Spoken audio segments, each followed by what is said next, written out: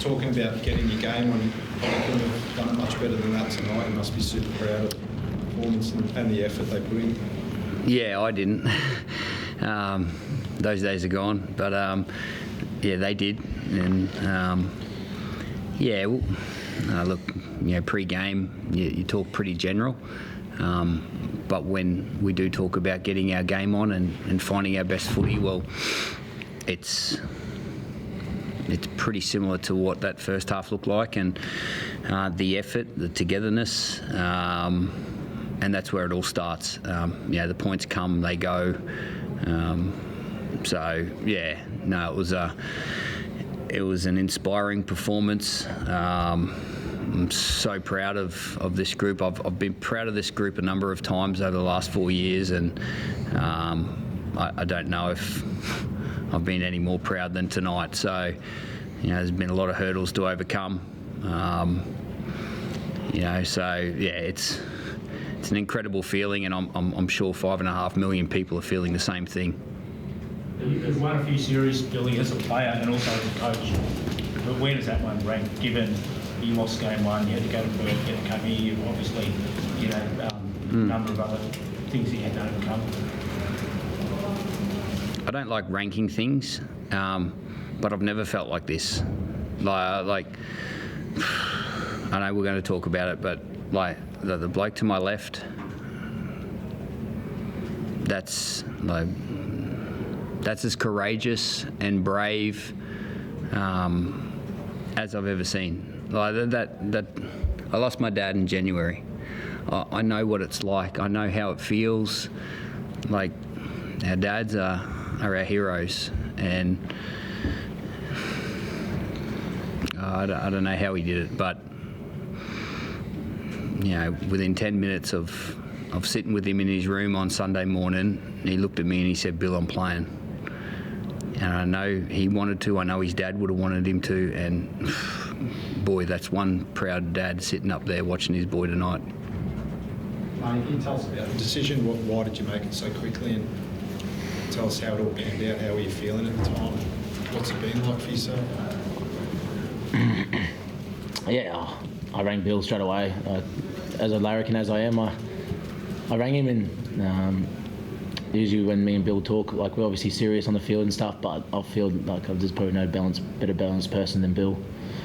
When it's time to switch on, you switch on, and you switch off. And we didn't really have a whole heap done in the morning, and when I found out, I tried to call him, and he thought I was not having him on, but he started laughing on the phone. Like, before I actually told him what happened, like, it was more of like a shock to me. And when I told him, he dropped everything and come to my room, like Bill spoke about. Like, he's lost his dad in January, and I know his old man.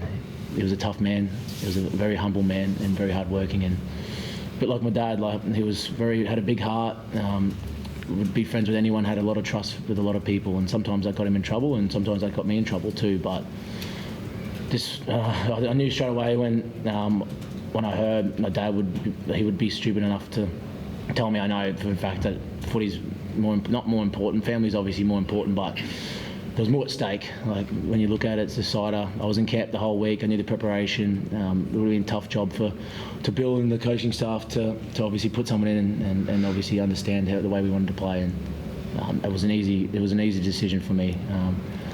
Queensland's everything to me. I was obviously born there, and I love the Maroons, and to be able to captain this team and try and send out Puppy as a winner in his last game in a foreign territory is something that I'll hold dearly to my heart for the rest of my life. How does it feel, money, to what you've achieved and what the team's achieved? I think the whole team and the whole coaching staff should feel so much belief, and I've got so much trust in this team, so much love for this team. You look at guys like Ruben Cotter, Luke, Kurt Capewell. So many people were bagging him in the media about our back rowers. Like, they're not back rowers. They miss tackles. They're not there, And a couple of times, Ruben jumped on the ball tonight as a true Queenslander, put his body on the line, save a couple of tries. Same with Kurt. Like, people just somehow just go an extra leg with wearing the jersey, and it's just our coaching staff to distill that belief in us. And it was an easy decision for me, like I spoke about. I would never have turned this decision down, and like everyone talks about, you never know when your last times you're going to be wearing the jersey, and I wasn't going to let it happen now.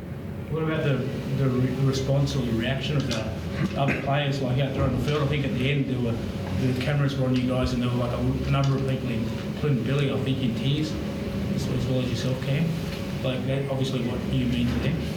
Oh yeah, look, it's hard. Like obviously, I had a moment there with Bill. I had a moment with him on Sunday. You know, he knows what I'm going through. Regardless of being a coach, he gave me the opportunity to go home first, like families first, and I'm forever grateful for that. I was probably more leaning towards not doing it because I didn't want to let Bill and all Queensland down, but Bill told me I needed to go home, and I'm so grateful that he made me go home. And just the team that rallied behind me.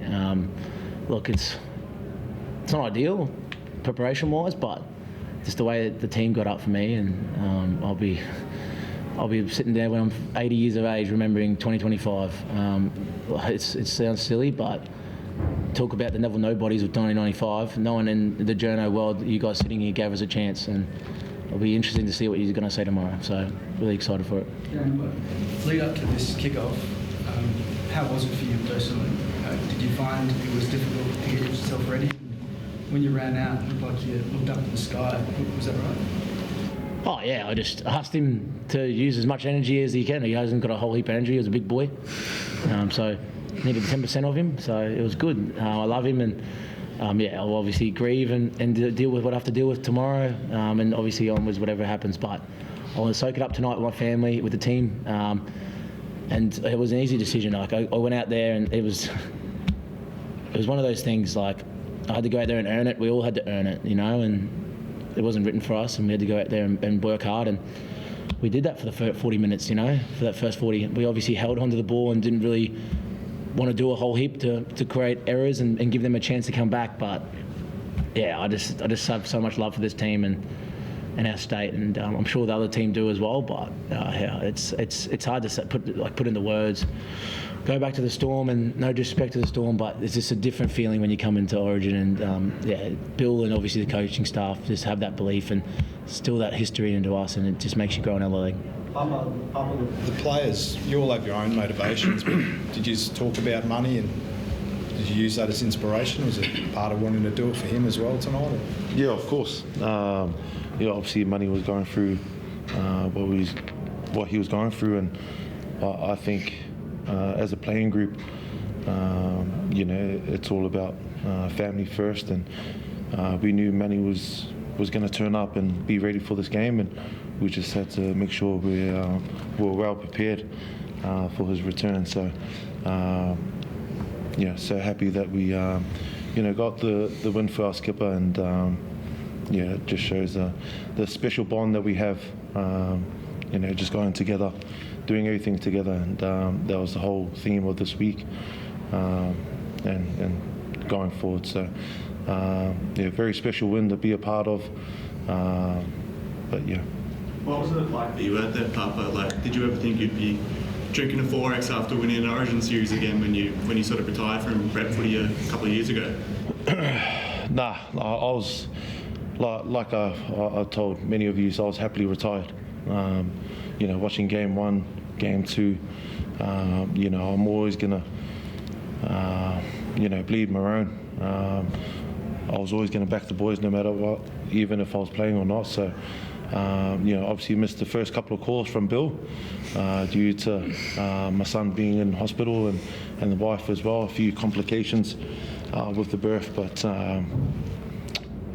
I said I wasn't going to come back, and when I saw, Bill's number pop up, I said yes. I knew the value and what I could bring to this footy team, that calmness of, just being just that calm head amongst the group. I thought I can bring that, and I thought we done well tonight, and obviously showed with the shield and in the sheds. I've seen a lot of Queensland teams written off, and New South Wales has got a better team on paper. And I've also seen Queensland win a lot of times in those situations when they're not supposed to.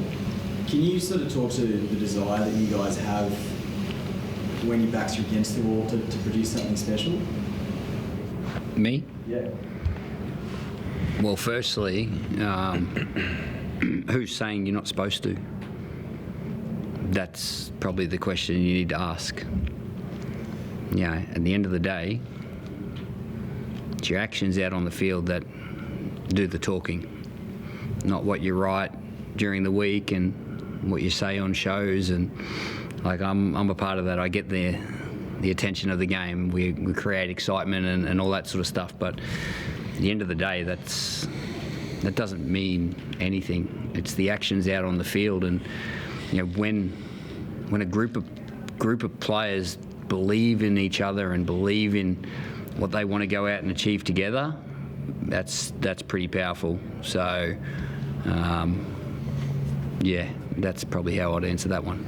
Well, you talk about Tom Dearden, you made the decision to bring him in for Game 2. Obviously, that was a huge call, but it's more than vindicated your decision. Yeah. A couple of tries, try-saving tackles, player of the series. I think he was man of the match, I think, in the City Championships final as well. So big game player, obviously. Yeah, absolutely. I don't think anyone's surprised how Tom Dearden's played in the number 7 jersey.